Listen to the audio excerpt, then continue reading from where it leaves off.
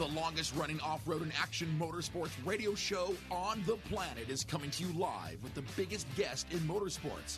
Here is the only man on the planet who can pack this much dirt slinging and tire slaying into 2 hours a week. Sit back, strap in, and be prepared to get your ears blown. Here is Jim Beaver and the Down and Dirty Radio Show, powered by Polaris Razor.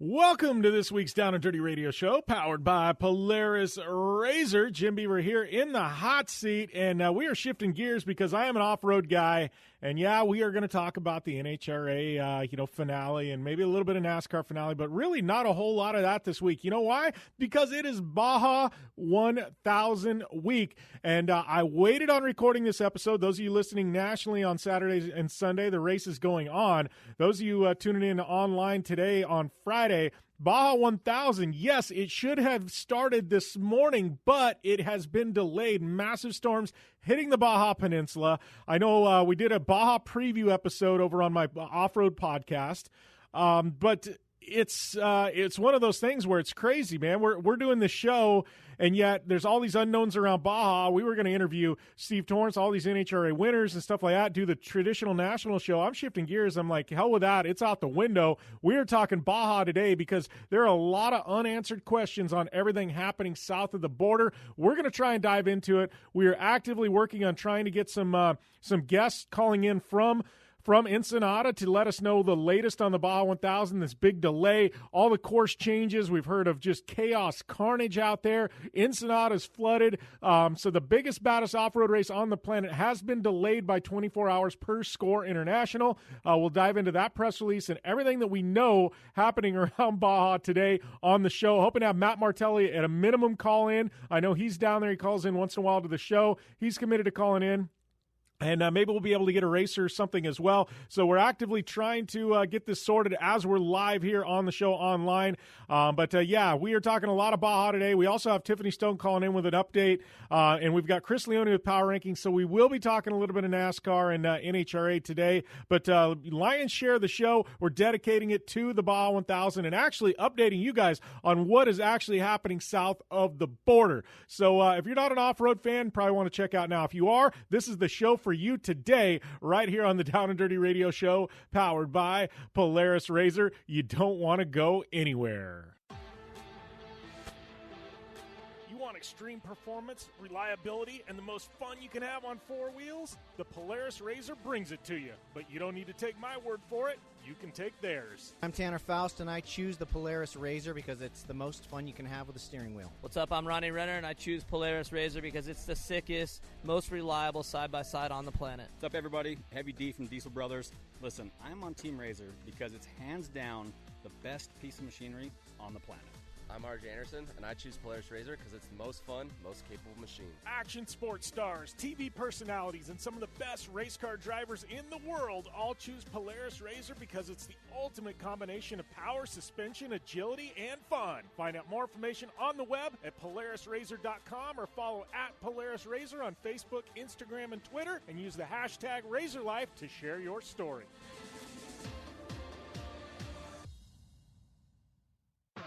Ford WP is more than a store. We're truck and Jeep experts and have been for over 50 years. From wheel and tire upgrades to full custom builds, Ford WP has you covered. Whether you want to order the best parts online or shop in store, do the work yourself or get it done by a pro, all roads lead to Ford WP. Do your rig right. Shop online or find your store at FordWP.com. For 100 years, General Tire has provided tires for your lifestyle, your adventure, your anywhere. Born from competition, the Grabber tire offers the durability and off-road traction you demand in a tire. We put these tires to the test in the harshest off-road racing conditions to give you a tire that will make your anywhere possible. So let us take you on your next big adventure. Tweet us photos at General Tire, hashtag anywhere is possible. Because with General Tire, anywhere is possible. When looking for a new wheel for your off-road vehicle, car, truck, or UTV, the choice is easy. You choose what the pros use. Rob McCachran, Keegan Kincaid, and myself, Jim Beaver, all exclusively use Vision Wheel, whether we're dominating Baja, taking the cup at Crandon, or shredding UTVs. Vision Wheel's trend-setting designs and durability will set you apart from the competition and your friends. Check out visionwheel.com or at Vision Wheel on social media to learn more. Super ATV is the industry leader in aftermarket UTV and ATV parts and accessories. Super ATV products are designed, engineered, tested, and manufactured right here by Super ATV. Whether you're looking to upgrade your suspension, get stronger axles, or you're looking for a new winch to get you out of a tough spot, Super ATV has what you're looking for. And since we know you're in a hurry, we offer fast, free shipping to the lower 48 states on all orders. Visit superatv.com now and get your UTV or ATV dialed in. Like what you hear? Catch all the back episodes of the Down and Dirty Radio Show on Apple Podcast, and be sure to rate, review, and subscribe. Welcome back to the Down and Dirty Radio Show, powered by Polaris Razor. And, we're a racing show, and you're tuning in because you like hearing about racing, right? Well, you can race online from the comfort of your own home as well against competitors from all around the world. iRacing brings the competition in NASCAR, IndyCar, IMSA, World of Outlaws, Rallycross, and now the Lucas Oil Off-Road Racing Series right to you. You can take on the top ovals, road courses, and dirt tracks from across the world, from Daytona to Nürburgring to the Chili Bowl, complete with iRacers from around the globe and everything from pickup races to league races and even world championships. Use the promo code PR-JimBeaver. It'll net you 50% off a new subscription for 3 months at iRacing.com/memberships. Sim racing is iRacing. We'll see you at the track. And no joke, iRacing, some legit racing. I'm digging the short course and stuff like that. It's one of those. You want to really feel like what it's like to get behind the wheel of an off-road truck? Boom, sim racing right there with iRacing. It's where it is at. So, talking, going back to Baja, right? That is what this show is about today. We will dive into some other things, but it is all about Baja, because the race should be going on right now as I speak. We should be tuned into the trackers, watching the live stream, hearing the weatherman feed, and you know what? We aren't doing that. Reason being, I'm in Arizona. We got pounded with some rain the past couple of days, but nothing compared to what they got in the Baja Peninsula. They got over 4 inches of rain in some spots, and it just absolutely flooded things. If you're an off-road fan, you've probably been tuning into Instagram, Facebook, maybe even some Twitter action. But you're seeing just all these crazy videos of just mud, muck. Downtown Ensenada literally flooded. I got a picture text to me last night of the wash. They start this race, you run through the streets for about a half a mile, then you dive into this wash and you run it all the way outside of Ensenada. Well, that wash, normally it's dry. Maybe there's a little bit of water right in the middle of it. We're talking like a couple of inches, right? No, this thing's like a full-on river right now. And it's literally, I guess you probably could take a truck through there. It's nothing that I would advise, but just the start of the race right there, we're talking a half a mile, 1 mile into the race, boom, done. Pause it. It's train wreck city. So, I think this is, I believe Score said, let me look this up because I can do this on radio, right? We can look this up. It is, what is it? They got 4 inches of rainfall.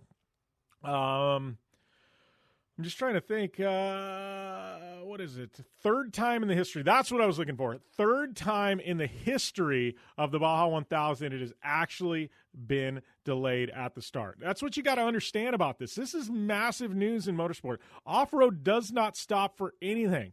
9/11 hit. You know what? A couple of days later, there was only 2 events that actually happened. Every other sports league, everybody paused everything, right, around 9/11, right? Score International held the Prim 300, and WWE had pro wrestling, right? Those 2 events went off. WWE and Score International. Off-road, and I guess pro wrestling, do not stop for anything. I mean, we've raced in snow. We've raced in sleet, hail, you name it. I don't care if an earthquake or tornado's happening. 9 times out of 10, we're running the off-road race, right? For them to pause the granddaddy of all off-road races, I mean, they've got people flying in from all over the world, news outlets from Europe. I mean, I know friends that are down in Baja right now that flew in from the UK. it literally stops the global motorsport industry when SCORE puts a pause on the Baja 1000. That's what we said before. This is only like the fourth time in history that it's ever happened. Third time, to be technically right. But that tells you how big of a move this is and how bad things had to have been down in the Baja Peninsula. So, I'm looking at this thing, and I know, the big thing is out on the course, once everybody kind of gets separated out, it's going to be nasty. It's going to be gnarly. I mean, there's washouts on the road where you can't pass. They're going to have to find alternate lines, and I think they're working on that right now. But the big thing is you can't have a race where there's a bottleneck right off the start, and that's what they're really trying to avoid here. I think they're probably going to reroute out of Ensenada, probably run at a speed limit through the city streets until you clear town, and then you get out of that wash, because that wash, it's impassable. The way things are right now, you literally would go off the start, and then you'd have cars buried in the mud, 1 mile into the race, and you have 200 cars piled up, and boom, done. Not only that, but you're talking car and trucks, a little bit easier on us. What about the motorcycle guys, right? I mean, they're going to be out first, and they're going to be, blazing the trail for everybody else.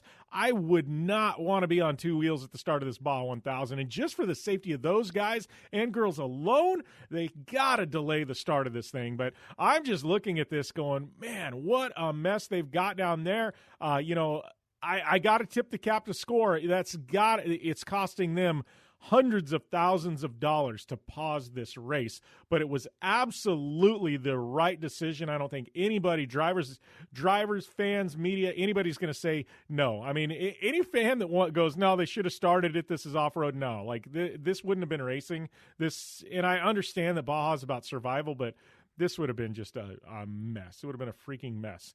So, props to SCORE for making the right call.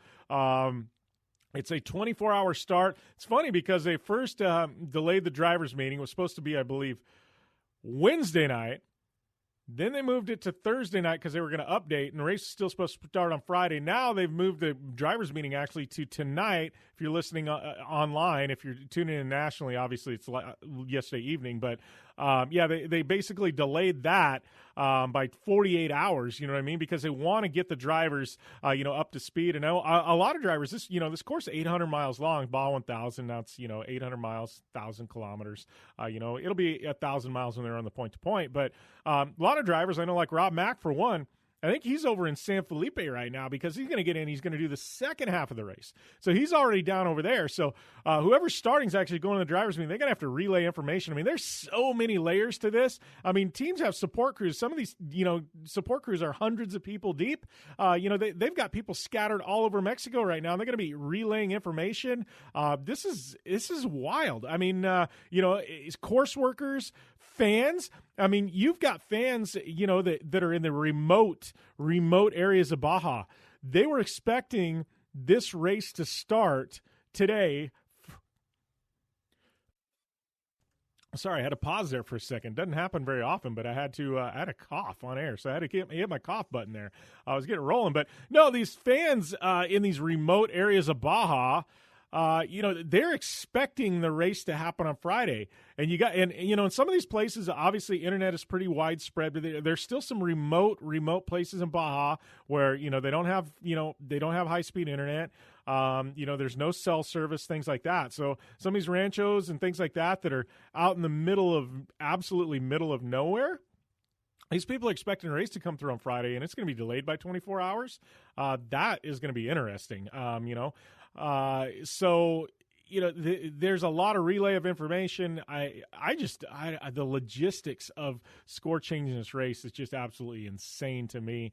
It's just this is going to be one of the wildest Baja 1000s in history, and I got to say, I can almost guarantee you this is going to be one of the toughest Baja 1000s ever to try and finish.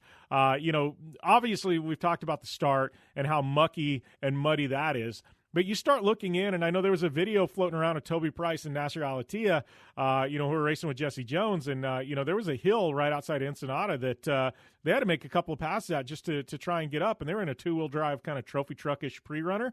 But we're not even into the race, and they're having a hard time getting up that. And this is a very, very capable truck. Yeah, that's going to be interesting once you get 200 vehicles go over it and people start actually racing it to see what happens. There's so many changes, little changes, every single hill. It's going to be a survival race. I think four-wheel drive and UTVs are going to have a massive advantage. We'll probably get into that in the next segment. I know in our Off-Road Edition podcast, Matt Martelli and I went over the entire lineup and who we thought was going to win. That was before the storm, right? I'm going to reboot that today, and I'm going to look down the list and be like, all right, here's who I think's got a real good shot. Because let me tell you, starting position, two-wheel drive versus four-wheel drive, there's a lot that goes into this. Not only that, but the guys that I know have done all the homework and done all the pre-running, and maybe they've already sorted out those better lines. Yeah, we're going to get into that in the next segment, because I got to tell you, this is going to be one of the craziest Baja 1000s in history. For sure. It's got me excited. I'm kind of glad I'm here in Arizona where it's nice and I can't say real sunny, but we've had some rain, but I'm a lot drier than they are in Baja, that's for sure. So I think this is one. It might be fun to watch from my laptop. Anyways, we're going to take a short commercial break. We'll continue on with this Baja conversation when we return right here to the Down and Dirty Radio Show, powered by Polaris RZR. Are you looking for a place to push yourself behind the wheel and see how your driving skills stack up? Dirtfish Rally School is that place. Located on 315 acres of pristine automotive playground at the foot of the Cascade Mountains in Snoqualmie, Washington, right outside of Seattle, Dirtfish Rally School is a one-of-a-kind place where everyone from first-time drivers to seasoned professionals like Bucky Lassick and Antoine Lestage can push themselves to their limit. Whether driving the high-performance rally-prepped all-wheel drive Subaru Impreza STI is what you're looking for, or you'd rather hang it all out in the rear-wheel drive Subaru BRZs, Dirtfish Rally School has something for everyone. Classes are available from 2 hours to 3 full days and feature instructors with over 150 years of combined racing experience. Whether you're looking to become the best and get an edge on the competition, or just looking to freshen your skills behind the wheel, Dirtfish Rally School is the place to go. For more information on registering for classes, visit Dirtfish on the web at dirtfish.com, or to check out the latest happenings from Dirtfish, follow them on Facebook, Instagram, and Twitter at Dirtfish Rally. Like what you hear? Catch all the back episodes of the Down and Dirty Radio Show on Apple Podcast, and be sure to rate, review, and subscribe. And we're back here on the Down and Dirty Radio Show, powered by Polaris RZR. Dissecting Baja. I did just get a text message. I know Matt Martelli will be joining us here in hour number 2 from south of the border. He's got about 20, 30 minutes to bring us a full update on what's happening down there in Ensenada. So really looking forward to having Matt on the show. Maybe you can give us some clarity on what exactly is happening down there with the Baja 1000, because I got to tell you right now, from what I understand, and just, I'm with you guys, I'm probably just tuning in on social media, it is absolutely chaos down there in Baja. I think drivers right now, they're scrambling, trying to figure out, game plan, change of plans, figure out what's bad. I'm sure they're doing a lot of scouting. I can't necessarily say pre-running at this point because I think a lot of the track is impassable. I know tonight, drivers meeting, Score International will probably bring us in the loop even more on the course changes and what is actually happening. I've heard at one point, maybe trimming the course 200 miles, but you don't want to do that because then it becomes a Baja 500. I think they're going to try and keep it as long as they possibly can. I would assume that there's probably going to be a few areas cut out. I would assume right off the start, maybe 20 miles into the start. 20 each way, that's 40 miles. Maybe another, I could see them trimming as much as 100 miles out of this course and making it a 700-mile race, but I don't see much more. Maybe they're going to reroute. Maybe they'll add some course in other areas. I don't know. There's a lot of dry lake beds, too. That's one of the big things, right? There's a lot of dry lake beds down there in Baja. And with the dry lake beds, they all of a sudden become not a dry lake bed, an actual lake. You've got the washes in San Felipe. Gosh, you want to talk Matomi wash? Wow, that thing is tough as it is. After a rainstorm's been through there, they've got boulders the size of cars. They've probably all been moved and tumbled. All the pre-running down in Matomi, man, that's going to become a rock crawling section. It's... Wow, this is, I know they've got a sportsman shortcut down there in San Felipe that cuts about 100 miles of the course off. I don't see them I don't see them making that for all the vehicles, but, it is an option right there, right? I know there's also a section, I doubt they would cut out San Felipe. But from Morelia Junction there to, I believe, right around Zoo Road, you can cut across, and that would probably trim probably close to 120 miles out. Pine Forest section, that's pretty tough. There's not a whole lot of lines through there. I mean, I think one of the key portions of the course is going to be when you cut from the coast over to Valley T and through the Mike Sky Ranch and Rancho El Coyote area. It's going to be kind of wild. So those of you tuning in nationally, I know I am geeking out on off-road right now. If you're expecting IndyCar and NHRA coverage and a whole lot more, I don't know what to tell you at this point. But, we will get to that in the power rankings with Chris Leone. I guess actually some other big news coming out of off-road. I guess we can switch gears because we do have Matt Martelli calling in. So we will be able to talk with him and dissect all things happening down there in Baja. But Tanner Faust, ARX making a formal announcement that they are closing up shop. I can't remember if we talked about it last week or not. I don't believe we did. But ARX is folding. So, we had Red Bull Global Rallycross for a good chunk of the decade. They shut up shop. ARX, brought to you by IMG World Rallycross. They lasted 2 years. They are shutting up shop. Tanner Faust, obviously one of the most decorated rallycross drivers, in American history, coming off this big championship. He's got to do something. He's got big backers. He's got a massive social following. It looks like him and Volkswagen are continuing to team up. He's going to be running a Volkswagen SUV in Baja next year. They debuted it. I think it's at the Los Angeles International Automotive Show right now. But it is a Volkswagen. It's got a drivetrain similar to his rallycross car, I believe.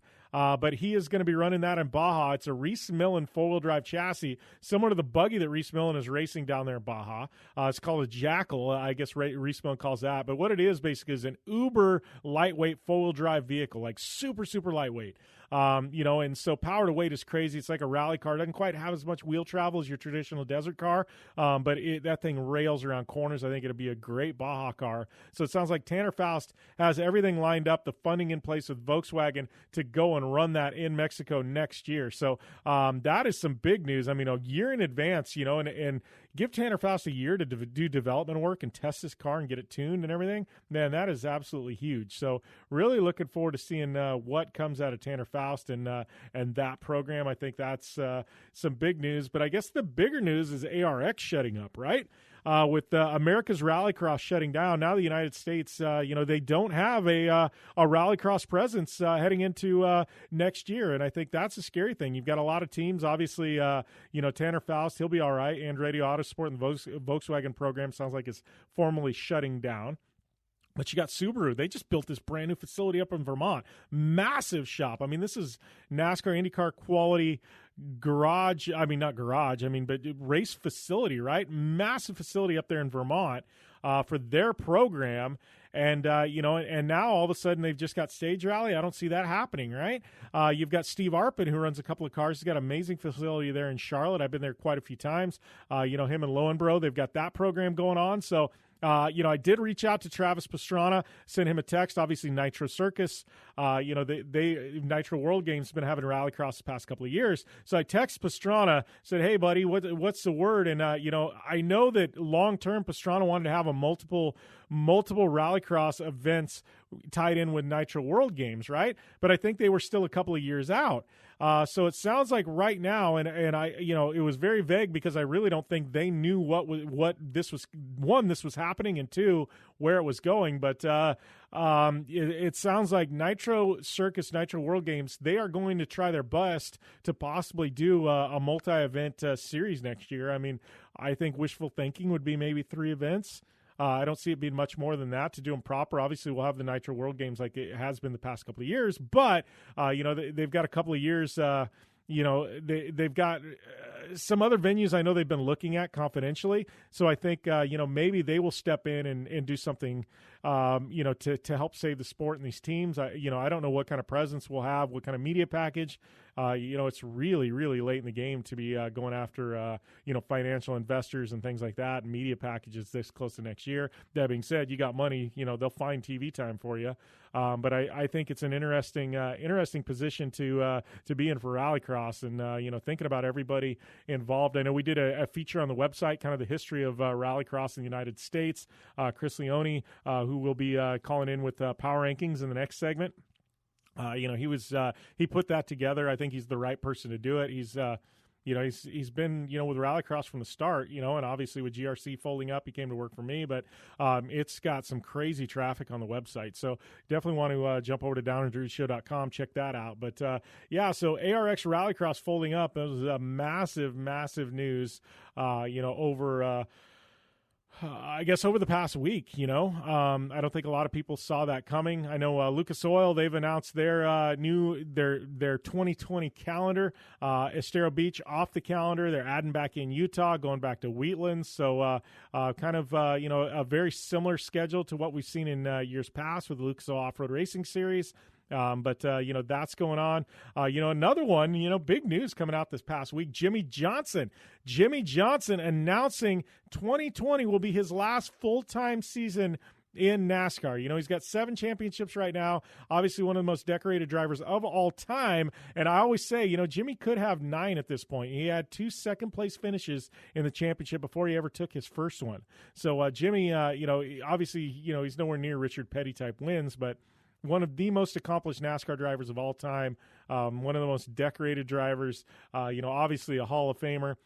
Sounds like 2020 will be his swan song, but he said full time. So I could definitely see Jimmy Johnson doing some appearances, maybe 8 to 10 races a year. I don't know. You've even got a guy like Dale Earnhardt Jr., right, in Xfinity. What's he do? A couple of races a year in Xfinity just because he wants to? I could see Jimmy doing something like that, Probably races that he enjoys doing, though. But I think everybody in the off-road community has been salivating over this because, Jimmy Johnson got his he got his start in off-road, right? And, he's originally from California, and I think everybody in off-road wonders, is Jimmy going to come back? Is he going to do some off-road racing now? I obviously, around the throwbacks there at Darlington, he brought back the Chevy Thunder paint scheme. He actually took his original truck and redid it. Obviously Nora would be an easy one, but competitively racing in trophy truck again, I don't know. Short course, is there a possibility, or is Jimmy just going to go and have some fun? Maybe he does that. You don't know, but would be great to have him back behind the wheel of an off-road truck. Obviously, he's never lost the itch for it, but you got to give him a lot of credit. Came from the off-road ranks, looked at NASCAR. That's where he wanted to be. He completely dedicated himself to it and to that journey, and it worked out. Obviously, he's one of the greatest of all time. I mean, you talk NASCAR drivers, you talk Richard Petty, you talk Dale Earnhardt Sr., Jeff Gordon, Jimmy Johnson. There's a short list of about 5-6 drivers who you call them the all-time greats, and Jimmy Johnson definitely is on that list, hands down. So, what's he going to do after 2020? I think that's the big question mark. Obviously his brothers, Jarrett and Jesse, have both been active in off-road racing, up until recently.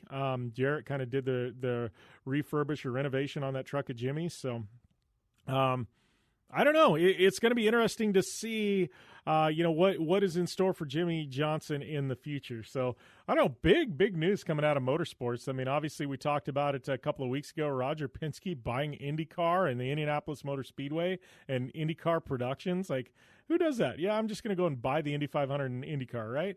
Rumor is that, he's been eyeing some Formula One teams also. Like, I heard a rumor that he might be interested in buying, the Mercedes Formula One team or something. Like, crazy stuff. You never know with Roger Penske, too, but lots of crazy rumors happening around motorsports. So we're going to take a short break. The next segment will be our regular Power Rankings with Chris Leone. Then we'll have Matt Martelli calling in to start off hour number 2. All that and more still to come on a crazy one here on this Friday on the Down and Dirty Radio Show, powered by Polaris RZR. I'm Polaris rider Jim Beaver. I race trophy trucks professionally, host a Down and Dirty radio show, and also travel the country announcing motorsports events. I've seen it all, and trust me, I've done most of it, so when it comes time to relax on the weekend, nothing is better than taking time with my family in our RZR vehicles. They've got the reliability I need to just pick up and go explore the desert, dunes, or trail, and have the capability to attack even the harshest terrain. If you're looking for some of the most reliable and safest and hands down most capable off-road machines in the world, look no further than Polaris and their award-winning lineup of RZR vehicles. Whether you want your daughter to experience off-road driving for the first time in a RZR 170 like me, take the entire family out in a RZR XP4 1000 on the weekend, or shred the desert and dunes in the all-new RZR XP 1000 Fox Edition, Polaris has you handled. Take my advice and join me and some of the best drivers in the world by driving a Polaris RZR. Check out the full Polaris RZR lineup at Polaris.com or follow them on Facebook, Instagram, and Twitter at Polaris RZR. Anywhere is possible. It's more than just a slogan. Anywhere is possible with General Tire's wide variety of tires for whatever it is that you drive. Whether you're looking for off-road capability balanced with impressive on-road performance or ultra-high performance offering all-season traction designed with a driving enthusiast in mind, General Tire has what you need to get where you're going. General Tire, providing anywhere is possible with the Down and Dirty Radio Show since 2012. Do you race or are you a weekend warrior? Have you checked on the date on your helmet recently? Don't get caught off guard by using an outdated helmet. Impact Racing, the leader in motorsport safety, has new SA 2015 helmets to fit your budget. Whether you're looking for a helmet with a full carbon fiber shell to take you to victory at the Indy 500 or just looking for some helmets for a weekend at Glamis, Impact Racing has a helmet for you. Find out more information at impactraceproducts.com or on Facebook at Impact Safety. When looking for a new wheel for your off-road vehicle, car, truck, or UTV, the choice is easy. You choose what the pros use. Rob McCachran, Keegan Kincaid, and myself, Jim Beaver, all exclusively use Vision Wheel, whether we're dominating Baja, taking the cup at Crandon, or shredding UTVs. Vision Wheel's trend-setting designs and durability will set you apart from the competition and your friends. Check out visionwheel.com or at Vision Wheel on social media to learn more. Super ATV is the industry leader in aftermarket UTV and ATV parts and accessories. Super ATV products are designed, engineered, tested, and manufactured right here by Super ATV. Whether you're looking to upgrade your suspension, get stronger axles, or you're looking for a new winch to get you out of a tough spot, Super ATV has what you're looking for. And since we know you're in a hurry, we offer fast, free shipping to the lower 48 states on all orders. Visit superatv.com now and get your UTV or ATV dialed in. You're listening to the Down and Dirty Radio Show, powered by Polaris RZR. All killer and no filler. Welcome back to the Down and Dirty Radio Show, powered by Polaris RZR. Switching gears now, it is time for Power Rankings, and Chris Leone, bringing him back to the show, obviously media director there at the Down and Dirty Radio Show. But Chris, I know I've been gone at SEMA and stuff like that. We're finally kind of getting back to the grind of things, back to Power Rankings, and there is no better week than to do Power Rankings when we wrap up NASCAR, we wrap up NHRA. Man, we've got a lot of stuff wrapping up, and I got to tell you, this is a massive week for Power Rankings. Yes, sir, Jim. Not to mention the fact that Formula One had its second to last round of the season in Brazil, and that was a wild one. So, we had more than enough options to choose from. Obviously, all three NASCAR series wrapping up their respective championships.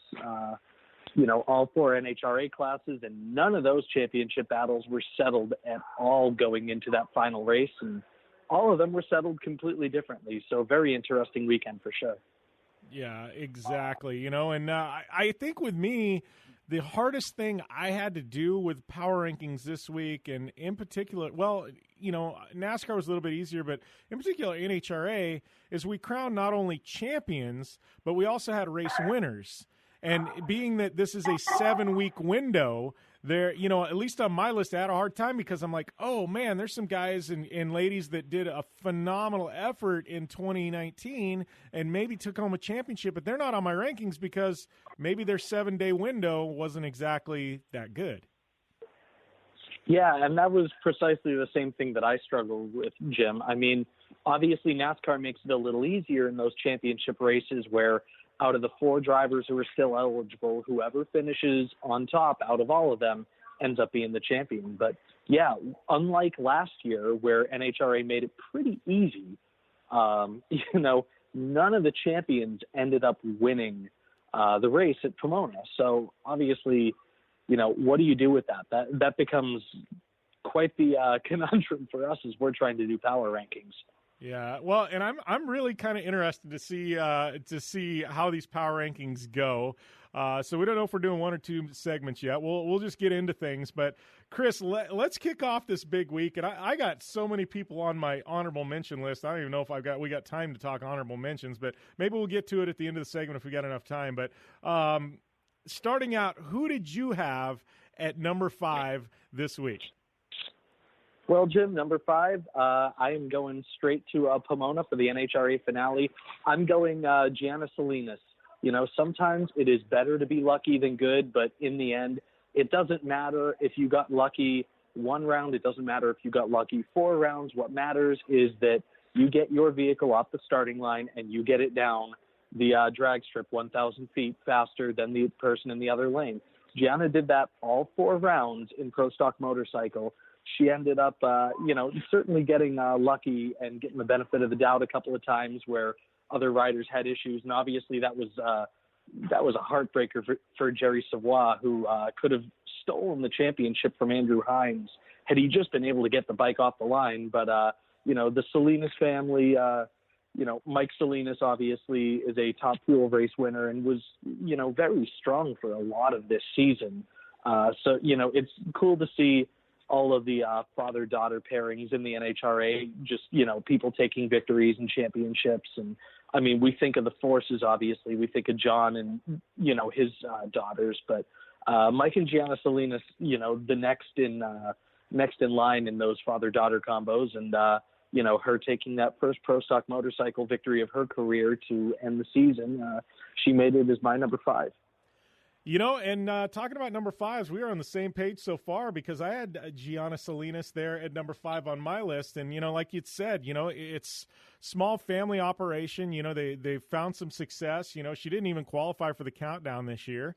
But to come away with that maiden victory, and like you said, at the end of the day, nobody knows how you got there. They just know that you got there. And 2-3 years from now, when we look back at the record books, nobody's going to care how Gianna Salinas won. We're just going to know that she won and she's got an NHRA victory, And so to me, I don't know. I had to have her on the list, and there's some heavy hitters, And one thing I do love about Pro Stock is they have opened their arms to female competitors, and we've got some of the best talent in the NHRA in that motorcycle division. But and it's just funny because you go from last week on the show, we had Angel Sampe on, talking about her amazing career that she's had, you know what I mean? And she's done it all on a bike, and how she's kind of closing it out. And obviously she got re-signed for another year. We're going to see her back in 2020, thankfully, with Harley. But then you've got somebody like Gianna Salinas, who now just etched her very first ever victory. And I don't know, just a very cool story coming out of the Pro Stock Motorcycle division. I know they don't race as often and as frequently as some of the other divisions, but it's one of my favorite in NHRA. And you and I both on the same page with Gianna Salinas there at number 5, Chris. For sure, Jim. And, just moving right along, number 4, I am honestly, a lot of my list is going to stay in Pomona. It was just such a great event, such a dramatic event to cap off the NHRA season. And number 4, is a good friend of both of ours now. Steve Torrance is number 4 on my list because obviously he didn't actually take home the victory in the event. And I know there was a little bit of drama after the first round, but, let's be real. He still had to go out and make it far enough in the event. I know he lost in the semifinals, but biggest challenger was Brittany Force. They match up in the second round. Steve-O takes Brittany Force down. And that has kind of been the rivalry in Top Fuel over the past few years. Brittany snuck in and stole the 2017 title away from Steve. Obviously, that was a huge motivating factor for him last year when he had that perfect countdown. And that was kind of the rubber match, wasn't it? Where if Steve-O had gone down and Brittany Force made it one round further, she could just as easily have had her second Top Fuel title in 3 years. So even though Steve-O doesn't end up taking the event victory, that goes to Doug Kalita.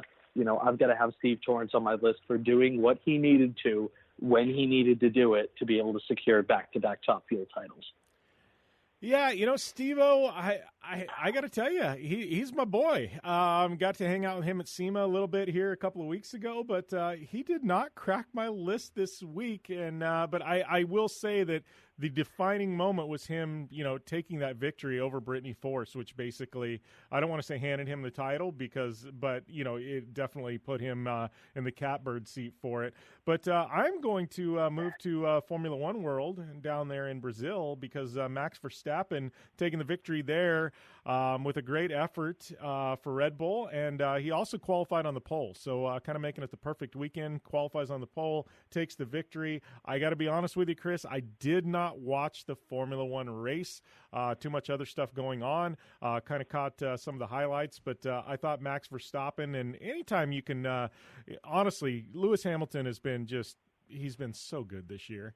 Anytime you can knock him off, and Red Bull, they've had, it's been them and Mercedes and Ferrari all year long, but I feel like Red Bull sometimes has been, they've been kind of the third one out at times, and I don't know. It's I just felt like Max Verstappen had to have him on my list there at number 4. For sure, Jim, and I will get to Max Verstappen on my list a little bit later, but for my number 3, again, I know I've kind of been thumping NHRA so far, but this is actually my last NHRA racer on my list, and then we'll start moving. I'll move my 2 other names on to other series, but NHRA, I've got to give number 3 to Robert Hight for locking up his 3rd funny car title. I mean, again, like we talked about, so many worthy people, particularly at that event. We could have easily just done an NHRA power rankings this week and really had that be that. But Robert Hight, scoring his 2nd title in 3 years, 3rd overall, makes it to the final round.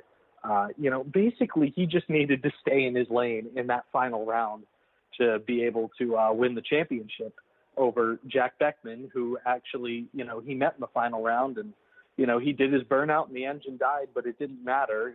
Jack Beckman making it down the line, still a handful of points. I think it was 8 points short of the championship. So, Robert Hight did everything he needed to do this season. Early on, he was the dominant driver, even as a couple of other guys, particularly Beckman and Matt Hagan over at Don Schumacher Racing, began to challenge him. I mean, Hight and that John Force Racing team, they were strong all season. Robert just kept knocking off the wins. Obviously, John Force knocked off a couple of big wins during the year, scored 150, but Robert Hight was the class of the field this year, and a very worthy champion, and, certainly as the driver who made it the furthest of all 4 of this year's NHRA champions, at Pomona, he is my number 3. And moving on to my number 3, and Robert Hight, I got to tell you, he didn't make my list either, but he was very, very close, and I had to bump him, and he got bumped in favor of this one.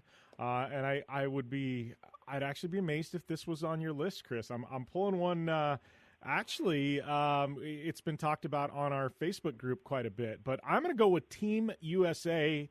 And Team USA competed in Portugal at the International 6-Day Enduro. This is the most grueling motorcycle enduro race on the planet. I would say the only thing tougher might be Dakar, but it's a little bit different format. But the International 6-Day Enduro, and I'm going with Team USA because Team USA won 3 times. Not only did the men win, led by Taylor Robert, former guest here on the show, the women won, led by Tara Geiger, and also they have an amateur race called the Club Race, and the USA won the Club Race. So USA 3 for 3 in the International 6-Day Enduro, and this is a 6-day long enduro motorcycle race, one of the most just brutal ones on the planet. So for Team USA, taking the 3-peat at the International 6-Day, I am, they got to be on my list at number 3.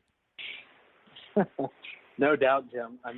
Anytime that you can represent your country and go somewhere else and, just kick butt like that, that is an absolutely dominant performance. So congratulations to Team USA. They're certainly well-deserved accolades and, certainly well-deserved on your list.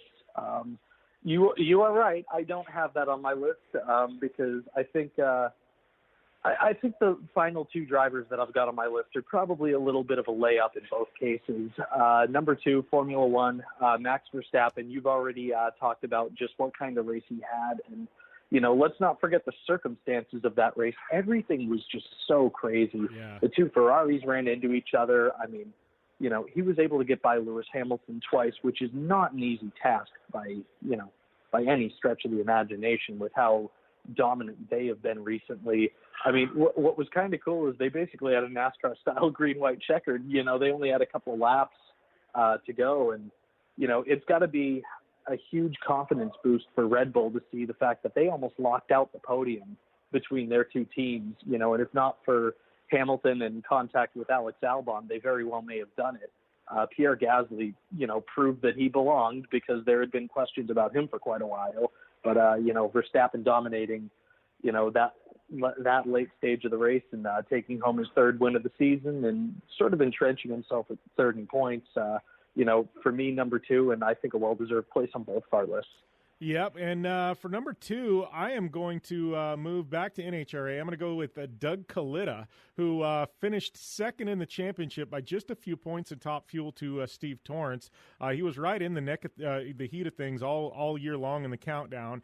Took the victory, did what he had to do, and literally just missed out on the championship by a few points. And Doug Kalitta, banner year for him, finishing second to Steve Torrence just by the narrowest of margins. But he did everything he had to do, and based on his 1 week performance, I got to have Doug Kalitta at number two on my list. Which, Chris, we're running short on time. We got about a minute and a half left, but I believe both of us have Kyle Busch at number one. Chris, give us a breakdown on Kyle Busch's weekend. You are certainly correct, Jim. And Kyle Busch, second championship, and certainly a bit of vindication for him because the first one that he won at the Cup Series level was the year where he missed the first 11 races due to injury. And you'll always have people who hate the current NASCAR playoff format that say, you need to do it over all 36 races. That really shouldn't have counted. It's garbage, whatever. Well, now you've got a Kyle Busch championship where he did run every race. And frankly, they made the smallest amount of mistakes. They had the best race. They didn't, who I really feel bad for is Martin Truex Jr. because he was just super dominant, but they put the tires on the wrong side of the car, unfortunately, at one point, and that caught him out. Denny Hamlin had overheating issues. Kevin Harvick didn't have a perfect race either. Kyle Busch and that Joe Gibbs Racing team, they did everything that they needed to do. They are champions yet again, and for Kyle Busch, that is certainly got to be a nice little slice of vindication. 2 championships is always better than 1. Absolutely, Chris. And with that, we got to take a short commercial break. We'll be back after this on the Down and Dirty Radio Show, powered by Polaris Razor. Anywhere is possible. It's more than just a slogan. Anywhere is possible with General Tire's wide variety of tires for whatever it is that you drive. Whether you're looking for off-road capability balanced with impressive on-road performance or ultra-high performance offering all-season traction designed with a driving enthusiast in mind, General Tire has what you need to get where you're going. General Tire, providing anywhere is possible with the Down and Dirty Radio Show since 2012. 4WP is more than a store. We're truck and Jeep experts and have been for over 50 years. From wheel and tire upgrades to full custom builds, 4WP has you covered. Whether you want to order the best parts online or shop in store, do the work yourself or get it done by a pro, all roads lead to 4WP. Do your rig right. Shop online or find your store at 4WP.com.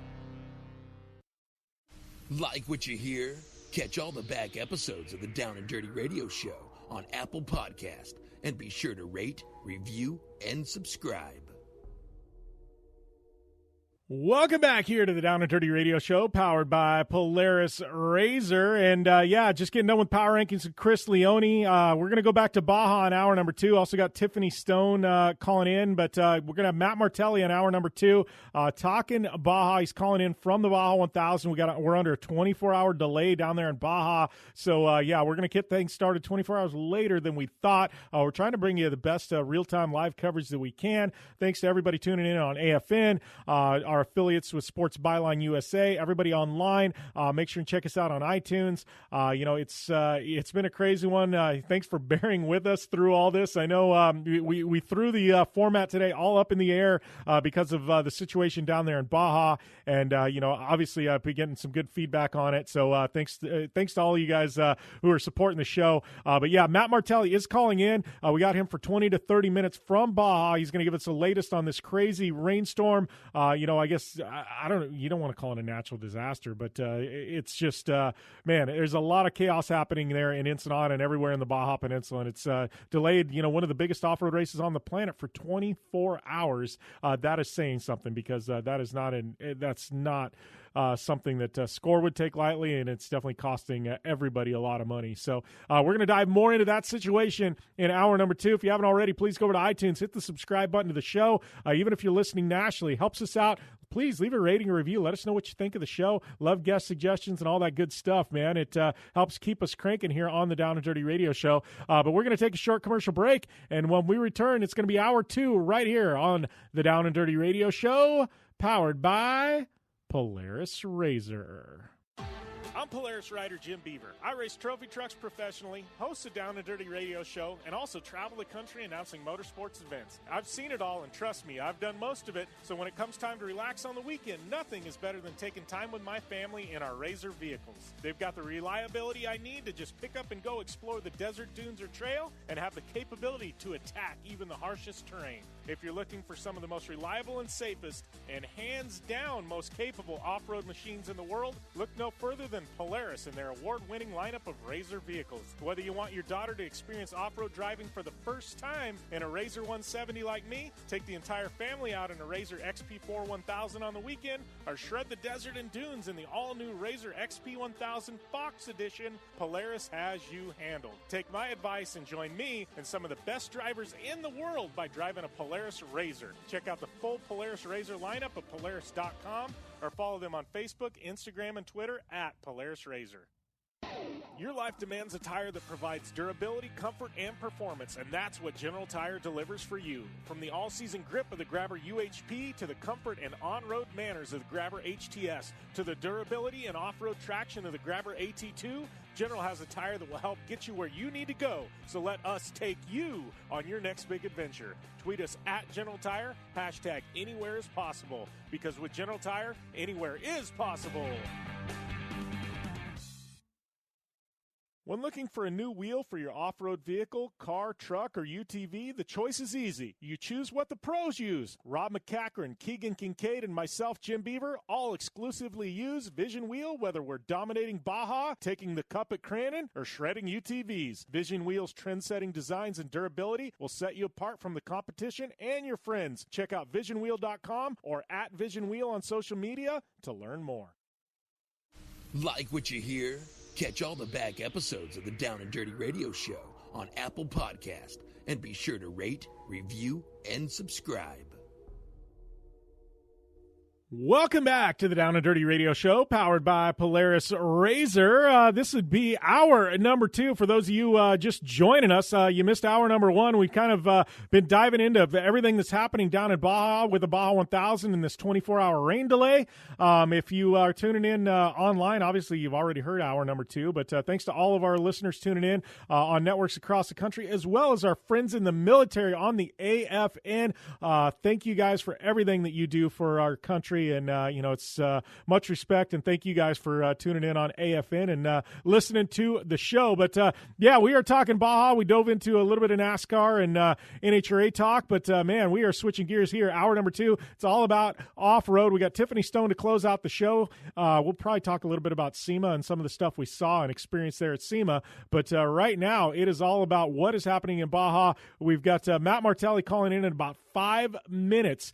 He is going to give us the latest from the ground floor at Ensenada. What's going on with the track? What's going on with the drivers? What's going on with SCORE? Course changes? Anything he knows, we are going to get wind of it.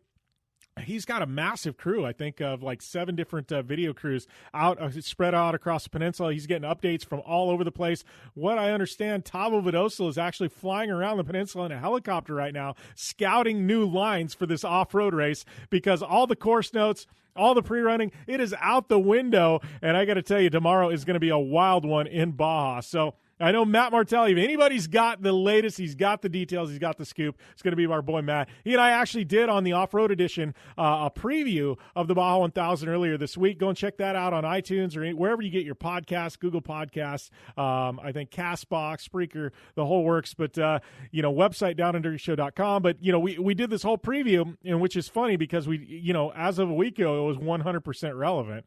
Now, I don't know how relevant our preview is because this race has changed. It would be like taking the Indy 500 and then delaying it by 24 hours and then telling everybody, oh, we're going to run the race in reverse. Yeah, that's the equivalent of what's happening in the Baja Peninsula, to put it into perspective for a lot of you fans. So I'm an off-road guy. We're going to continue to talk about this. I'm really excited about this race and what's going to happen, because I think we're going to see some stuff that we have never seen. And for off-road to see something we've never seen before, man, that is tough to do. But I think we're going to see it this weekend at the Baja 1000. So, we're going to take a short commercial break. And I know Matt Martelli, he's going to be calling in and here in just a few minutes, less than 5, right here on the Down and Dirty Radio Show, powered by Polaris Razor. I'm Polaris rider Jim Beaver. I race trophy trucks professionally, host a Down and Dirty Radio Show, and also travel the country announcing motorsports events. I've seen it all, and trust me, I've done most of it, so when it comes time to relax on the weekend, nothing is better than taking time with my family in our Razor vehicles. They've got the reliability I need to just pick up and go explore the desert, dunes, or trail, and have the capability to attack even the harshest terrain. If you're looking for some of the most reliable and safest, and hands down most capable off-road machines in the world, look no further than Polaris and their award-winning lineup of Razor vehicles. Whether you want your daughter to experience off-road driving for the first time in a Razor 170 like me, take the entire family out in a Razor XP4 1000 on the weekend, or shred the desert and dunes in the all-new Razor XP 1000 Fox Edition, Polaris has you handled. Take my advice and join me and some of the best drivers in the world by driving a Polaris Razor. Check out the full Polaris Razor lineup at Polaris.com or follow them on Facebook, Instagram, and Twitter at Polaris Razor.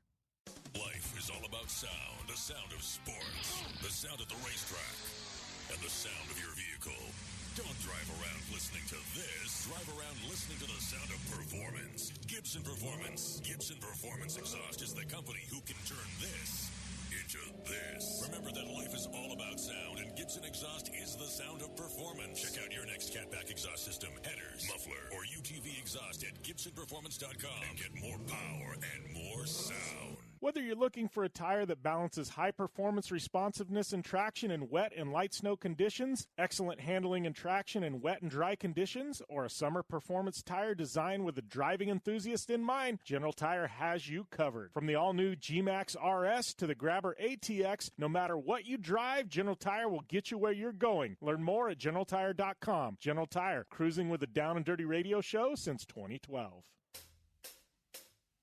Do you race, or are you a weekend warrior? Have you checked on the date on your helmet recently? Don't get caught off guard by using an outdated helmet. Impact Racing, the leader in motorsport safety, has new SA 2015 helmets to fit your budget. Whether you're looking for a helmet with a full carbon fiber shell to take you to victory at the Indy 500, or just looking for some helmets for a weekend at Glamis, Impact Racing has a helmet for you. Find out more information at ImpactRaceProducts.com or on Facebook at Impact Safety. Super ATV is the industry leader in aftermarket UTV and ATV parts and accessories. Super ATV products are designed, engineered, tested, and manufactured right here by Super ATV. Whether you're looking to upgrade your suspension, get stronger axles, or you're looking for a new winch to get you out of a tough spot, Super ATV has what you're looking for. And since we know you're in a hurry, we offer fast, free shipping to the lower 48 states on all orders. Visit superatv.com now and get your UTV or ATV dialed in. Like what you hear? Catch all the back episodes of the Down and Dirty Radio Show on Apple Podcast, and be sure to rate, review, and subscribe. Welcome back to the Down and Dirty Radio Show, powered by Polaris Razor. All right, we are talking Baja 1000 and everything happening south of the border. I told you guys we're going to deliver on somebody calling in from down there to find out what the hell is going on. Matt Martelli, I know you and I did a preview show earlier this week on everything to expect out of Baja, and I feel like we just need to throw it out the window at this point, buddy.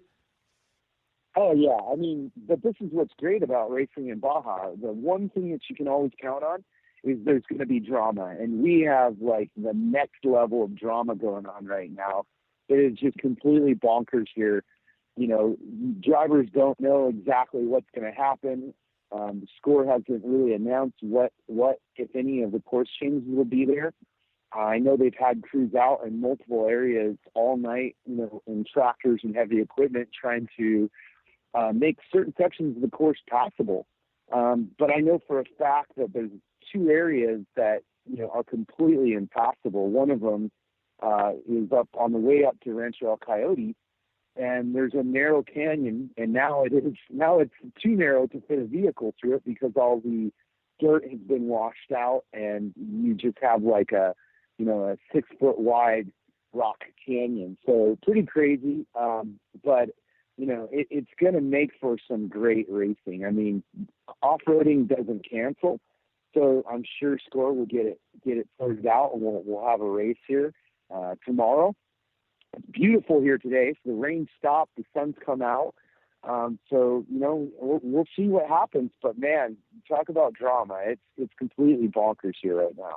Well, you know, and I did this. I talked about this in the opening segment. I said, you know, for Score, I think they said this is only the third time in history they've ever actually paused the start of the Baja 1000. But like you said, like, dude, I've raced myself in snow. I've raced in sleet, storms, wind, lightning. Like, off-road doesn't stop. I mean, the only, you know, obviously putting a pause on the Baja 1000, I mean, you know, dude, I mean, this is costing hundreds of thousands of dollars. We got people here globally flying in. Like, Score doesn't take that decision lightly, which to me says, you know, this isn't like a NASCAR race where you wave the yellow flag, oh, we're going to wait for rain to stop, you know, in 20 minutes. Like, no, like, for them to pause the Baja 1000, dude, that just ought to put it into perspective what's actually happening on the peninsula right now, because that is not an easy decision to make. Yeah, I mean, I've been down here in storms, and I can tell you over the last 2 days, it has rained like it's the end of the world. And there's snow in the mountains, just like you said. In fact, I saw a photo this morning of the weatherman, Scott Steinberger. You know, he's up on Diablo right there, and he's in a foot of snow. So, yeah, that's, you know, I'm sure, you know, Score is doing everything in their power to make this happen, and I'm confident that they will. You know, and I think it's a good call on their part because some of the problem areas would have caused them to cut down the mileage at least 200 miles, which I know that they don't want to do. But, you know, we raced through some pretty wild terrain down here, and one of those, you know, big chunks that we raced on is a dry lake bed, which is no longer dry anymore. It's a lake. So, you know, it's gonna be interesting. And, you know, we were talking about it last night about the advantage now going to the four-wheel drive vehicles.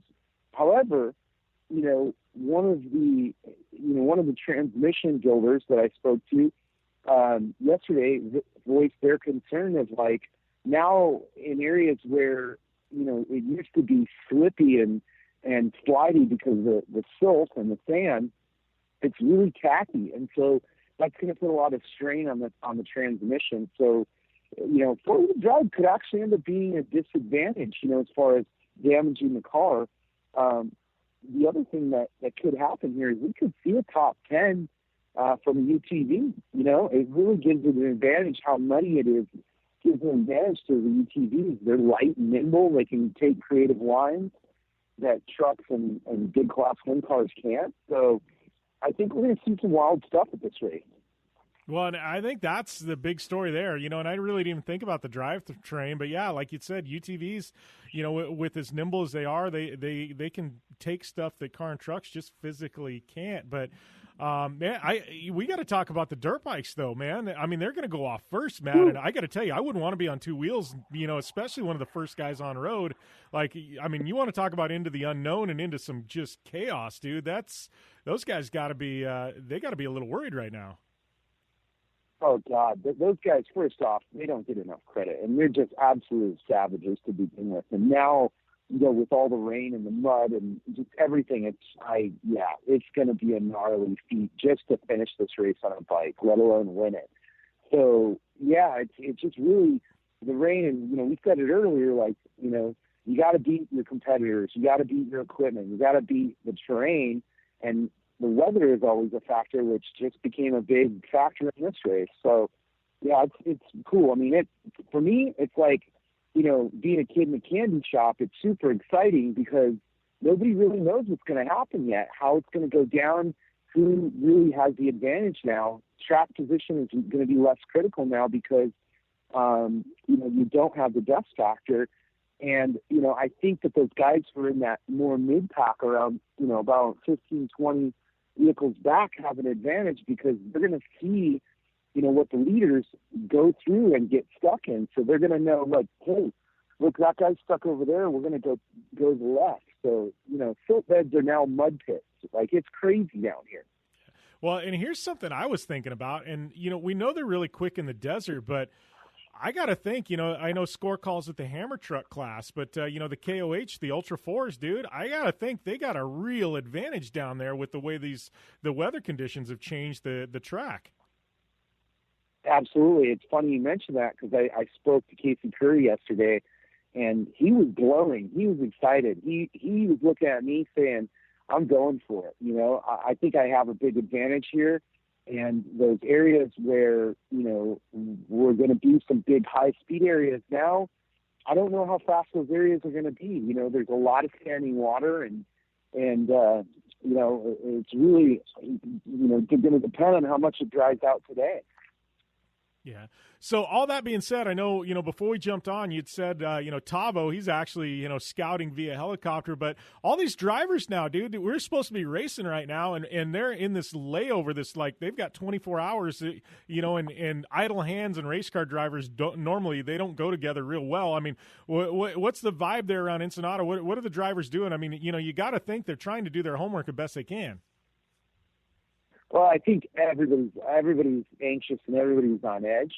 And, yeah, we'll see. I mean, people keep calling me and asking questions. What do I think about this? What do I think about this? And, yeah, like you mentioned, Tavo is flying over right now in the helicopter with his co-pilot, Javi, and they're looking at everything because they want to assess,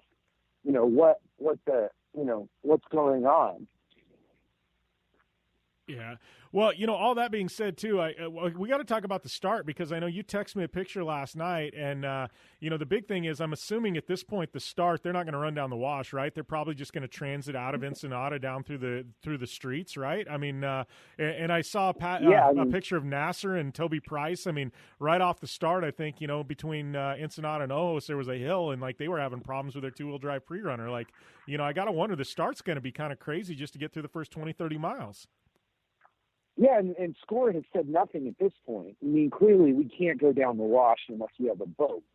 So it's one of those things that, nobody knows yet exactly what's going on. But, yeah, I think my guess would be they would parade everybody out from the start to the Blue Gate by the Pepsi stand and start there. The alternate is to take everybody all the way out to Ojos and start in there. But I think the Blue Gate is the Pepsi stand is the most logical option. It has enough room to put all the competitors, and that's where Record starts its races when they're racing down here. I've raced a few of those races and put a lot of fun in. And that way it only shaves a little bit off the front of the course, but it'll have to be speed controlled coming in as well. So, yeah, it's going to be interesting. And again, it's what does this do to track position? Now it's going to be about survival more than speed, and I would expect our average speeds to come down. So it's interesting. It's going to be wild. I'm excited. I really can't wait to see what happens. And I think that it really turns the race on its head, and it gives advantage to guys who are experienced with mud, and experienced with watercross and experience with that type of off-roading. And it's going to be a hindrance on the guys who are used to, just nice warm desert racing. And we'll be back with more with Matt Martelli after this on the Down and Dirty Radio Show, powered by Polaris Razor. I'm Polaris rider Jim Beaver. I race trophy trucks professionally, host a Down and Dirty Radio Show, and also travel the country announcing motorsports events. I've seen it all, and trust me, I've done most of it, so when it comes time to relax on the weekend, nothing is better than taking time with my family in our Razor vehicles. They've got the reliability I need to just pick up and go explore the desert, dunes, or trail, and have the capability to attack even the harshest terrain. If you're looking for some of the most reliable and safest, and hands down most capable off-road machines in the world, look no further than Polaris and their award-winning lineup of Razor vehicles. Whether you want your daughter to experience off-road driving for the first time in a Razor 170 like me, take the entire family out in a Razor XP4 1000 on the weekend, or shred the desert and dunes in the all-new Razor XP 1000 Fox Edition, Polaris has you handled. Take my advice and join me and some of the best drivers in the world by driving a Polaris Razor. Check out the full Polaris Razor lineup at Polaris.com or follow them on Facebook, Instagram, and Twitter at Polaris Razor. Like what you hear? Catch all the back episodes of the Down and Dirty Radio Show on Apple Podcast, and be sure to rate, review, and subscribe. Welcome back to the Down and Dirty Radio Show, powered by Polaris Razor, talking about the craziness happening in Baja right now with Matt Martelli. So, Matt, do you think this year, I know they kind of reversed the direction of the 1,000, do you think it's going to help or going to hurt that they're running the coastline first? I actually think it's a good thing because the days in the mornings here are clear. In the morning it's clear, and in the afternoon the fog rolls in. So, we can avoid the fog and be kind of clean throughout the day. Plus, one of the things that people don't really consider is that you're only going to have about 4 hours of light, at the start of the race, 4 to 6 hours, and the rest of it's in the dark. So our expectation was lead cars would be finished in about 2 or 3 in the morning.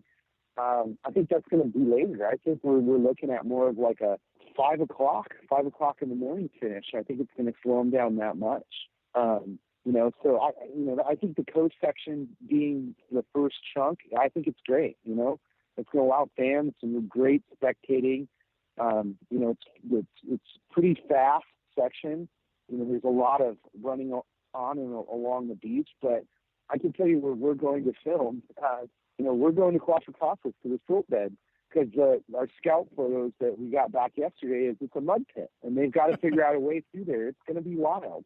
Well, I guess for a media guy, right, this is this makes it interesting, because I think we're going to get some content and some coverage. I mean, this is a Baja. There's always, we've had washouts in the past, but it was like a big storm happens 2 to 3 weeks out, so they have a chance to go in and patch some of the roads, things like that. But even the mud holes are muddy, but there's lines around them. This is so fresh. Like, we haven't had a 1,000 like this, and like you said, there's unknowns. These guys have been down there for 3 weeks pre-running, and pretty much all their notes are out the window at this point, and like you said, the fast sections are now mud pits. Like, I don't know, Matt, this has got me really excited. I think it really, it blows it open, where I think somebody that we're not expecting might actually, if they run clean and just, figure it out, they may have a real good shot at coming in and taking a victory. Yeah, I agree. I mean, I think we're going to see some. I think we're going to see some change up. I mean, there's a lot of capable guys, but, this race, I hate to use the word miserable, but it's going to be a tough race. You're going to be wet. You're going to be cold. It's going to be physically draining, and it's all about, trying to not get out of the vehicle or get the vehicle stuck, because, that kills time. It kills equipment. It kills your co-driver. And you've got people that are splitting driving duties and other people that are trying to Ironman it. So strategy is going to be, a big factor in this. And like you said, they can pretty much throw out all their pre-run notes, because, the course has changed that much. I mean, just one section of the course that we looked up by the mountains in El Coyote the other day, it had rained so hard there that the normal fast sections of that had huge 3-foot rain ruts in it that you really have to take your time over, because there's square edge, there's rocks embedded in them, and it's just nasty.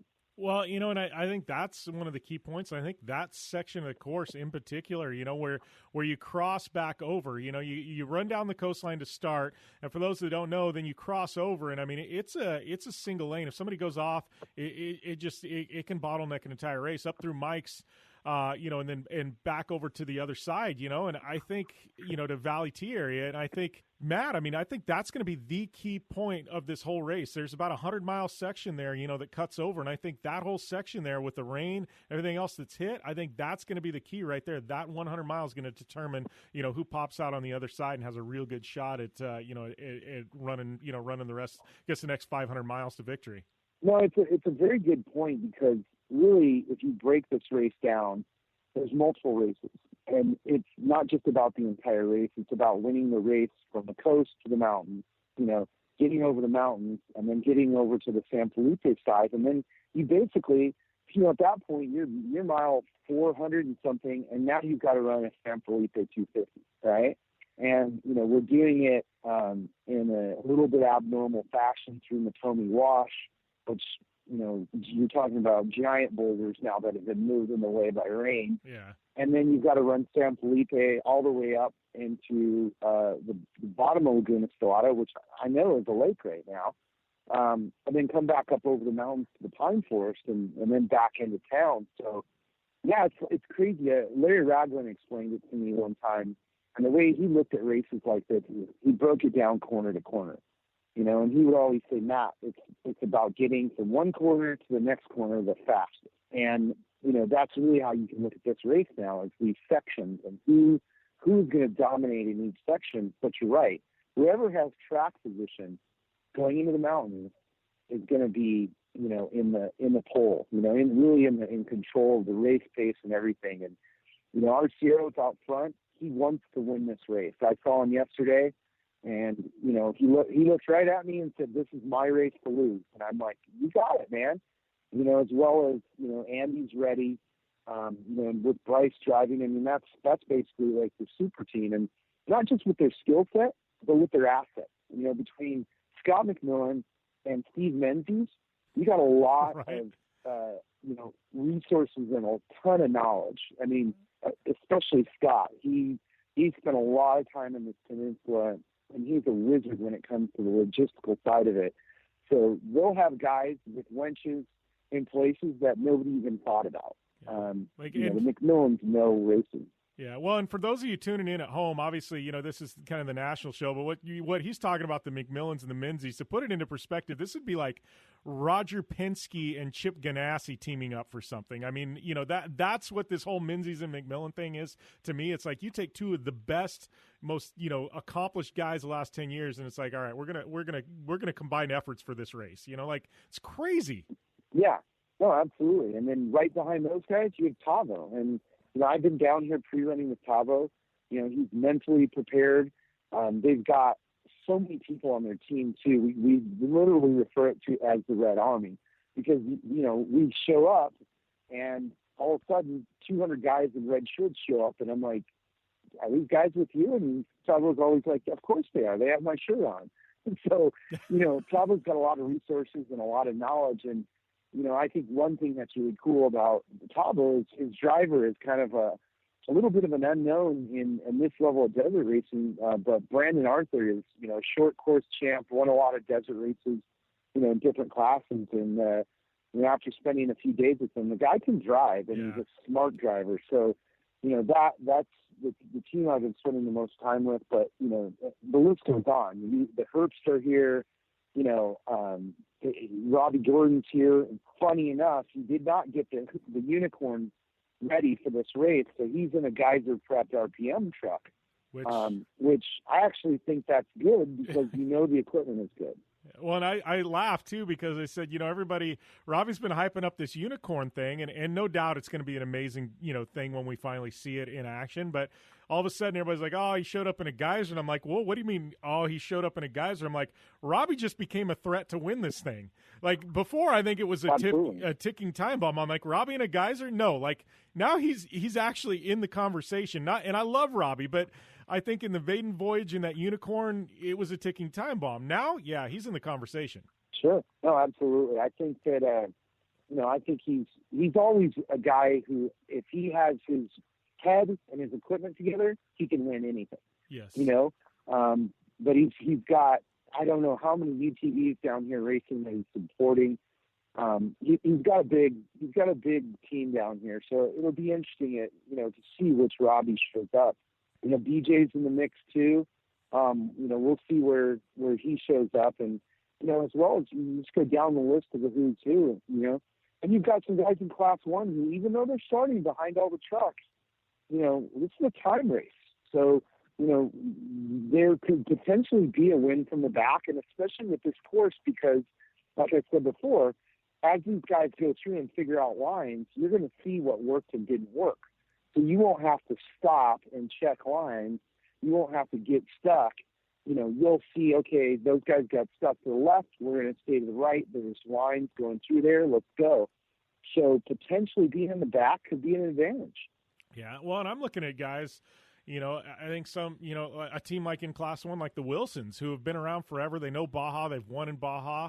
And I'm looking at a team like that going, they've got a real shot here to take an overall victory, And I think a lot of times, trophy trucks get, they get all the love, and we forget about some of these veteran teams who know Baja as well as the truck teams and have won a lot of races, Well, yeah, also let's point out the technology has changed. Both the Wilsons and Parkhouse are driving the new Jimco Hammerheads, which it's basically a trophy truck. It's got a trophy truck front end on it. The only difference is it's plunged rear axle, so it's a little bit less travel. But in cases like this, where you really want to focus on wheel placement and precision, they definitely have an advantage over the trucks, I feel. The trucks will be faster in the big whoops in San Felipe, but not hugely. It's not like it was before where they had no chance. I mean, take a look at Jimco's website and look at those vehicles. They're amazing vehicles, and they can definitely contend for the overall. And like I said, this is a time-based event. So even though the guy's leading and finishing first, that doesn't mean he won it. Well, and here's one I want to throw out at you, Matt, that, he does some crazy builds, but I think this race may have just kind of played into his favor a little bit, but that's Reese Millen in his all-wheel drive vehicle. He's got that all-wheel drive buggy, and I think a lot of people, he takes kind of his rally background, applies it to off-road, kind of people passed it off for a while, but I think this race, it plays right into Reese's hand, and, let's not even talk about his driving ability. Yeah, I mean, so for people who don't, know what we're talking about, Reese Millen has built a hybrid car. Essentially, it's a UTV on steroids, right? So it's not, people keep referring to it as a Class 1. It's not a Class 1. It's a 6-cylinder turboed engine. So it's light and it's nimble. And I think it only weighs like 3,500 pounds. So, and it's 4-wheel drive. So, yeah, he's going to have a huge advantage in that car in this type of terrain. It's a little bit narrower than the bigger vehicles, a little bit shorter, but it's definitely fast. It has top speeds well into the hundreds. So yeah, that would be wild if he not only pulled off a top 10 with that, but he could win it. 4-wheel drive is definitely an advantage on this course, on this race.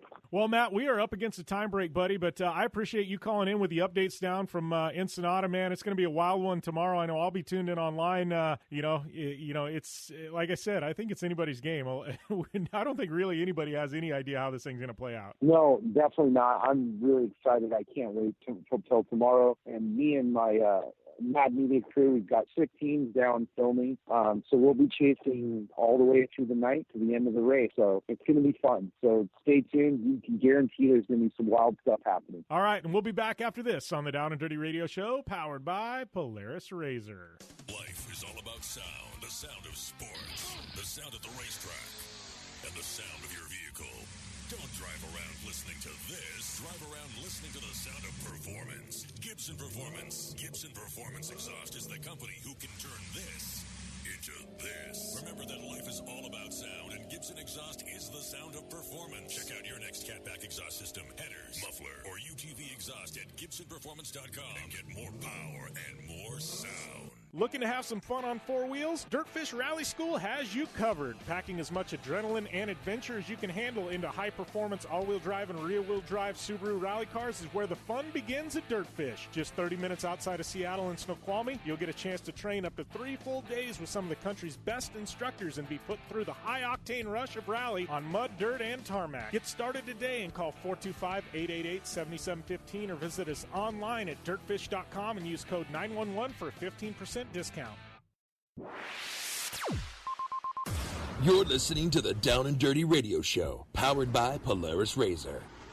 All killer and no filler. Welcome back to the Down and Dirty Radio Show, powered by Polaris Razor. Jim Beaver here with my partner in crime, Tiffany Stone. We're both, we've cured our SEMA hangovers, I think. You've already been knee-deep in other stuff since SEMA, but I know last week we kind of took a bit of a break because we had all that stuff we recorded out at SEMA, but I guess welcome back to the land of the living, T-Stone. I wouldn't call it land of the living yet.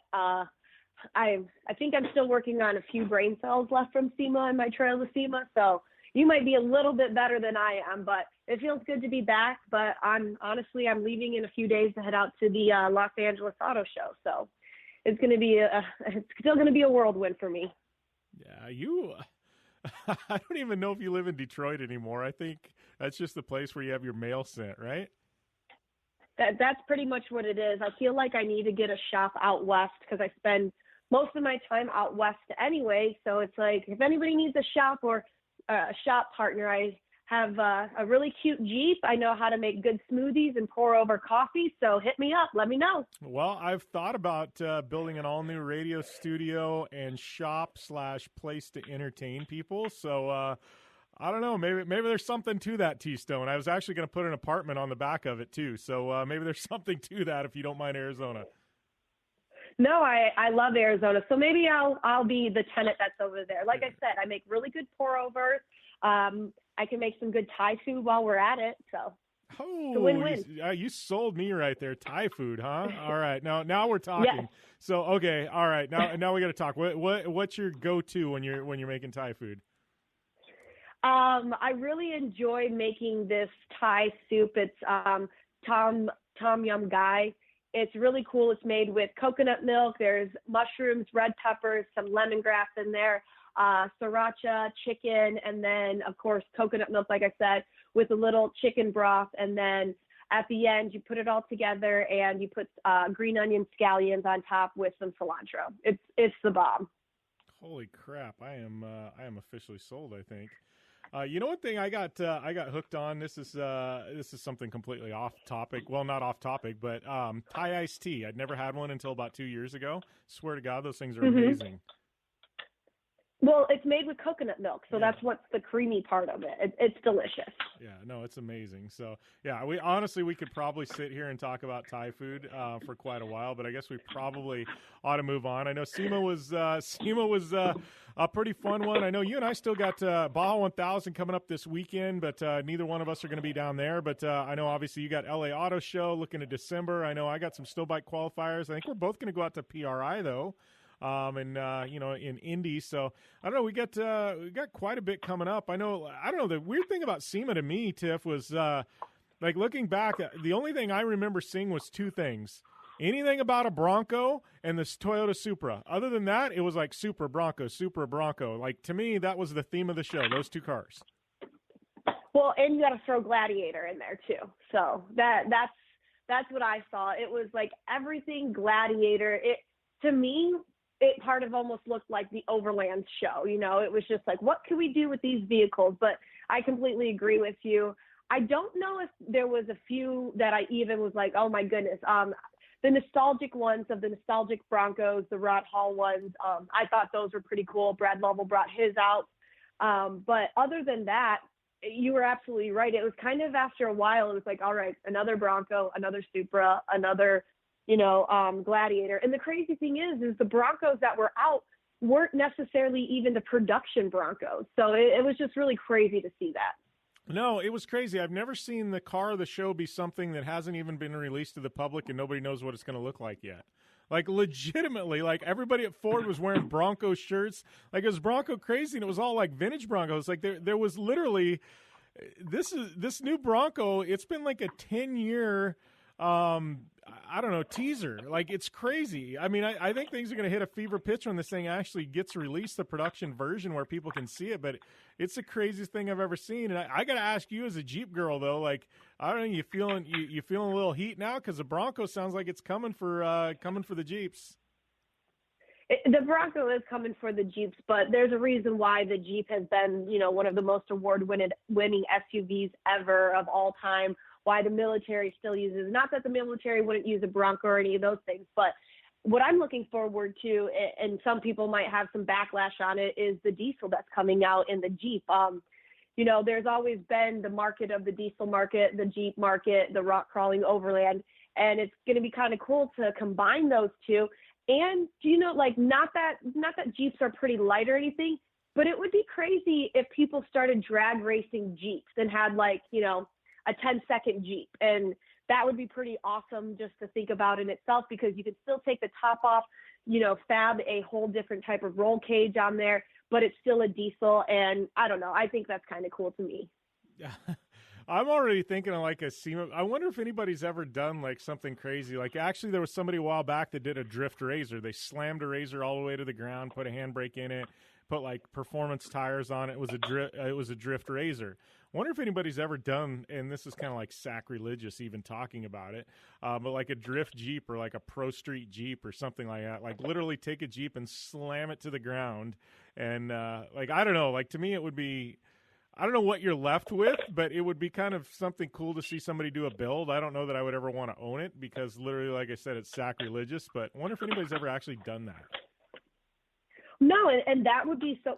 See, my thing is, how cool would it be if you slammed a Jeep with airbags, though, made it a 10-second Jeep on the asphalt? Then, when you go rock crawling, you can say you have a trailer and everything, switch those out, make the suspension a little bit different. Like, I know what I'm talking about is probably impossible, but it would be cool if you could have something that did both and was like with airbags and just different things and different lift. And I just think that'd be so cool if you could be able to street run one and then take it out and then run on the rocks. That would be awesome. Yeah. Well, I know like even Dodge has done stuff with like their Durango. They got their, the SRT Durango. That's like a 650 horsepower Durango. And, it's an SUV, and it hauls ass. But, technically, it's got that lower stance, but it's only because the wheels and tires. Like, technically, you could put, like, off-road wheels and tires on it, and lift it a little bit. You'd still have this rocket ship of a Durango. Like, I love stuff like that where there's multiple uses, you know what I mean? Like, I really dig that, where you can almost morph cars. No, same thing with me, but that's why the Jeep is so awesome to me to begin with, because living in Michigan right now in the winter, I have the perfect 4x4 vehicle, get through the snow, do all of those things, still go snow wheeling. And then in the summer, I can take the top and the doors off and just ride around, like that, which is so crazy because obviously once you take the top, you take the doors off. It's quite amazing how quick and how peppy, a 3.6 with an 8-speed transmission really is in something when you take probably at least 1,000 pounds, maybe, including all four doors and the top. Don't quote me on that, but you're making the Jeep 1,000 pounds lighter. And so just imagine if you took a stock Jeep, lowered it like we were talking about, built a new roll cage on there, fabbed some stuff up, and how quick it could actually be. Yeah. So I did see, talking about Jeeps, just got an email literally right before we started to do this interview. KOH, it's open for entries now, and I was looking at the schedule. Talk about a crazy week. They've completely flipped the whole week up on end. Literally they've got opening weekend and closing weekend, and opens with UTVs, closes with motorcycles. In between is Ultra 4 racing and Everyman Challenge and, the trophy truck race or the T1 race. I don't know. The schedule's completely different. I'm digging the schedule, though, this year, Tiff. I don't know. Have you had a chance to see that Ultra 4 schedule for KOH week?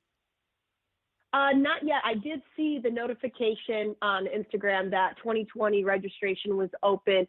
Had a chance to catch up with Dave Cole and Alan Johnson, who does a few things. Obviously, everybody knows Dave Cole about what's going on. So I'm pretty excited for it. I always like how there's so many different things going on. It really seems that they've taken a lot of consideration into spectators, opinions and different things, and really tried to make it a great spectator sport. Obviously when you're stuck in the rocks, sledgehammer, jackhammer, different things while a race is going on, they still provide some amazing coverage and like different points throughout all of Hammertown for you to be able to watch these, just like the big Jumbotron next to the fire pit and everything.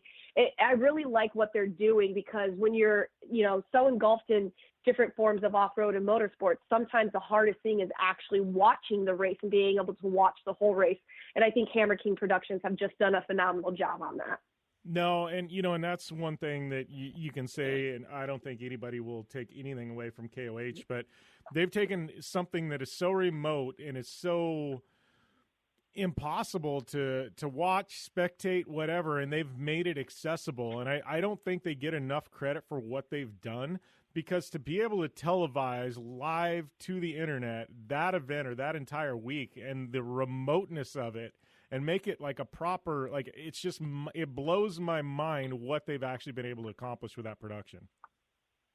Exactly. And if anybody's ever been to King of the Hammers during that time, you try to put 50,000 people in one area. Obviously, everybody knows the cell phone bush.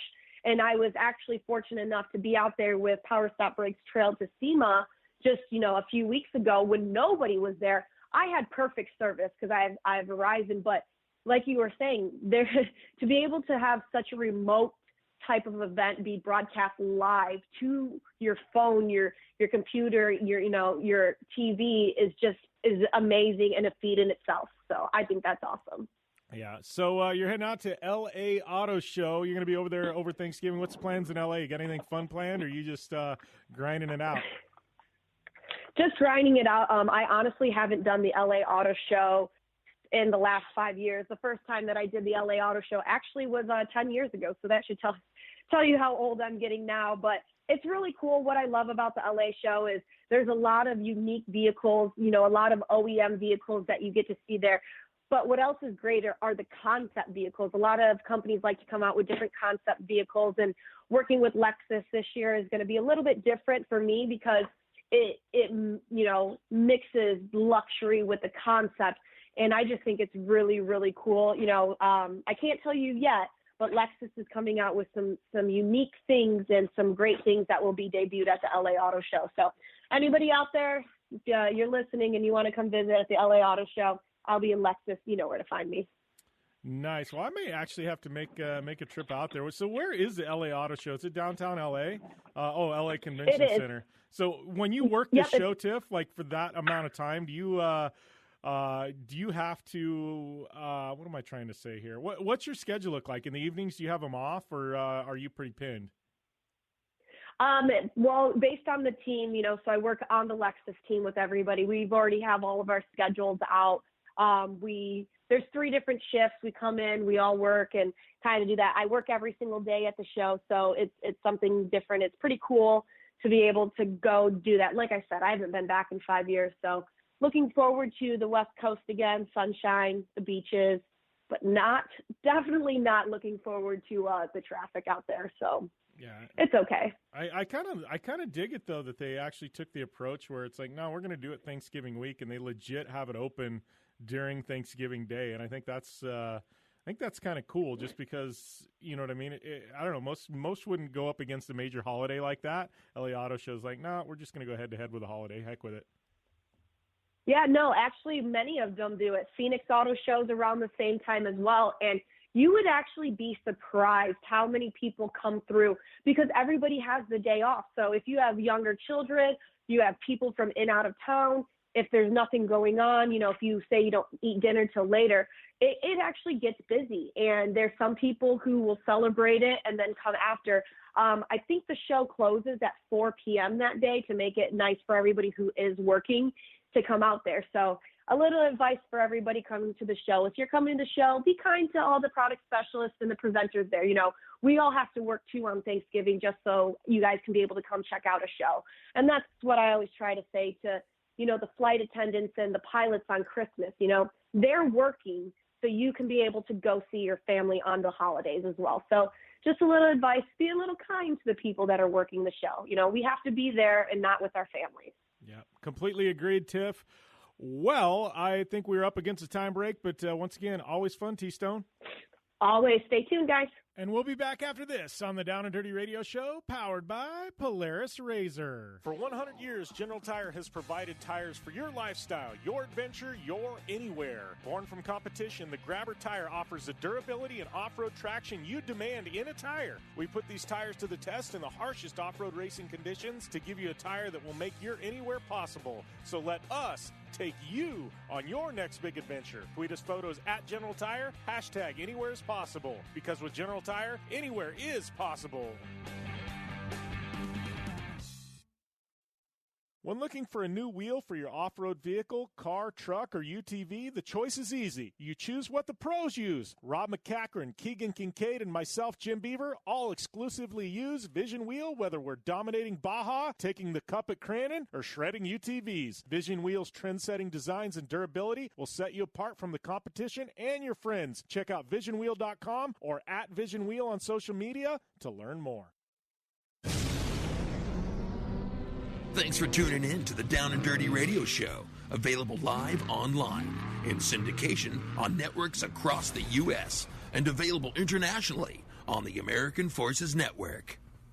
Welcome back here to the Down and Dirty Radio Show, powered by Polaris Razor. Time to wrap things up, and, man, it was definitely a wild show today. Big thanks to Matt Martelli for calling in while he's down there in Baja. Obviously, Chris Leone for helping Power Ranks, and Tiffany Stone always calling in for her segment. Big thanks to Four Wheel Parts, who's also the title sponsor or the presenting sponsor of the Baja 1000 this year. Polaris Razor, General Tire, reminding you where anywhere is possible. Vision Wheel, they're a big partner down there at the Baja 1000 as well. Dirtfish Rally School, use the coupon code DOWNDIRTYDF. That'll get you 15% off at Dirtfish Rally School. Gibson Performance Exhaust. Also, we've got our friends at Impact Race Products keeping us safe.